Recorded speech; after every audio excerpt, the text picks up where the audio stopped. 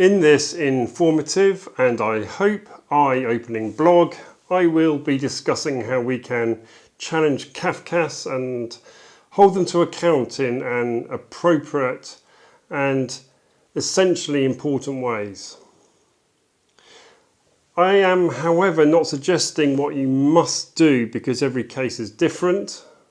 What I aim to do is to give you ideas to consider and to place some tools in your toolkit to use when it may help. At the conclusion, I will even be sharing an idea on how to challenge a Cafcass Section 7 report in a way that I have not seen in 10 years of working within the family courts, but is potentially so obvious and important that it could be game-changing. But before I do, let's run my excellent introduction. I am Philip Kedge, a retired Police Chief Inspector and Director of the Mckenzie Friend UK network. I have been a Mckenzie Friend layperson for over a decade. I run a National Family Court online training programme, and in all my blogs, my views and opinions are entirely my own. Please help me by liking, subscribing and hitting that notification bell. So many people contact me saying that they feel that Cafcass has misrepresented conversations, are biased, have ignored critical issues, or come up with recommendations that they feel are wrong and without evidence or justification. People feel powerless with little or no control within the family court process, and this feeling of not being in control is interesting. I remember very well part of my policing role as a trained police critical incident commander, where serious incidents and events would frequently happen that were outside of my immediate control. But that is where you have to stay calm, apply rational logic, problem solve, and crucially to remove emotional responses. The secret is to gain maximum control and to empower yourself in the areas that you can influence and to turn those into opportunities and to your best possible advantage. So I'm going to discuss possible ways of doing that when it comes to your interactions with Cafcass, so that you can at least be in a position to appropriately challenge them and to hold them to account. And never forget, you are the service user and you must be treated with that level of dignity and respect. Let's start with the Cafcass safeguarding phone call. After submitting your application for child arrangements, Cafcass will arrange to contact you for what is known as a safeguarding phone call. This can typically last for 30 minutes and is to establish that the children are safe with at least one parent, any safeguarding concerns, and in general terms to understand the issues between the parents. Following the call, they will provide a safeguarding letter to the court, and both parties before the first hearing will get a copy of it, which will contain initial recommendations. This is your first point of contact. What makes absolute sense is to make sure that you prepare for that call. I would suggest writing down on no more than one side of A4 paper what you think the key issues are. This could be broken down into the following headings. Firstly, a quick chronology of the relationship. Then an explanation of current contact, if any. Moving on to what are you seeking in the interim period. Then what are you seeking in the long term, and concluding with what you may feel are the most serious safeguarding issues. This is not a position statement. That can come later. This is just your guide to the discussion. These are the points that you want to get across. I would also consider emailing this to the Cafcass officer as advance notes of what you may wish to discuss.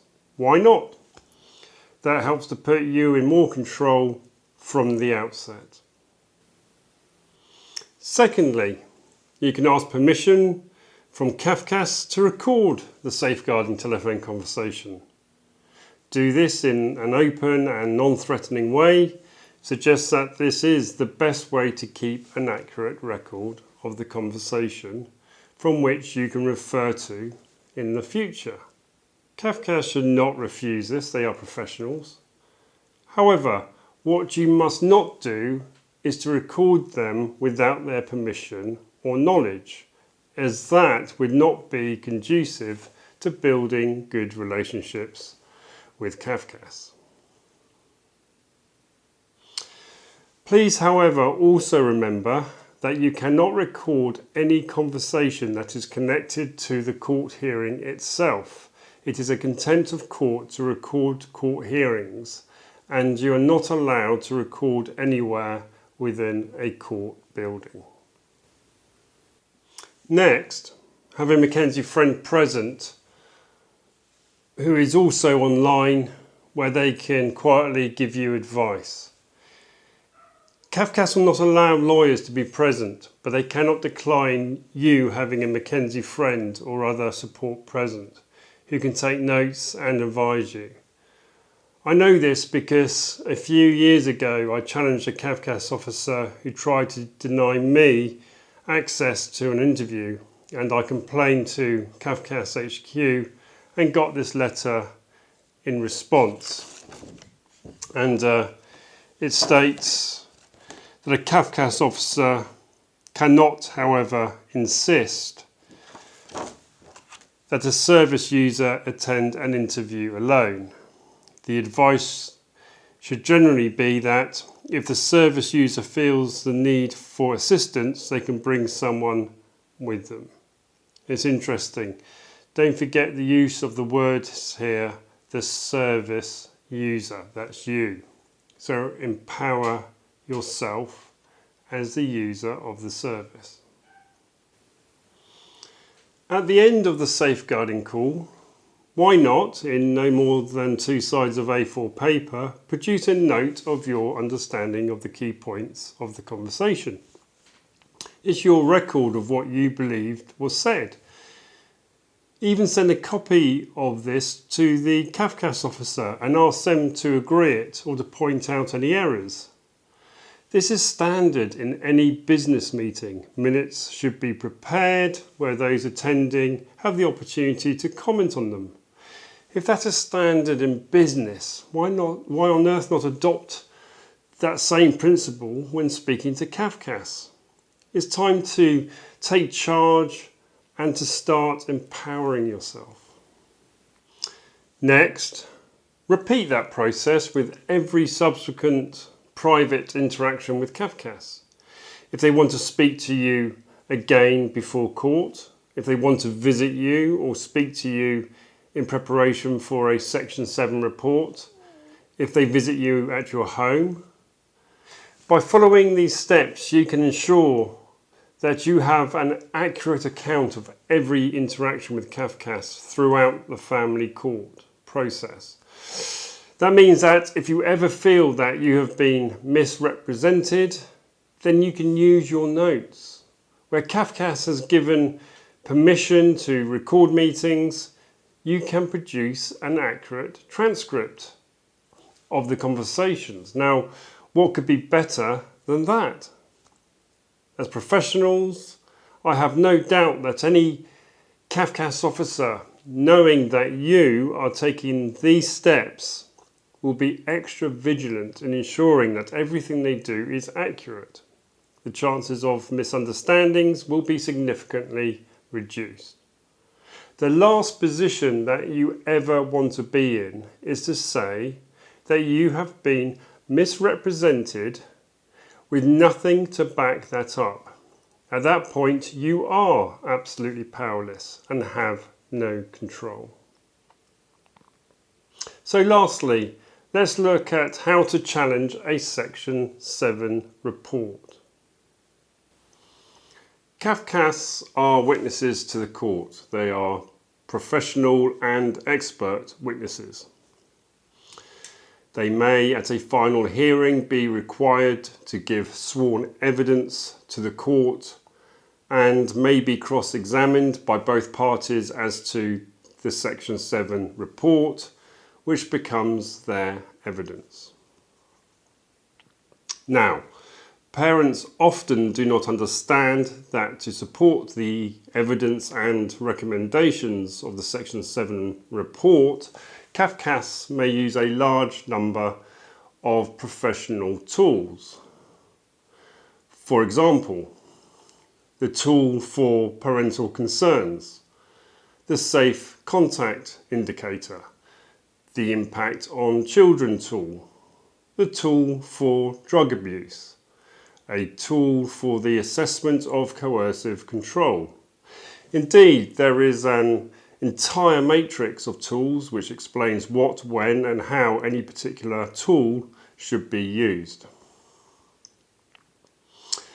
Now consider this scenario. You try and challenge a Cafcass recommendation, but on the witness stand, the Cafcass officer explains to the judge that they have applied a number of professional tools and analysis on which their professional judgment and recommendations are based.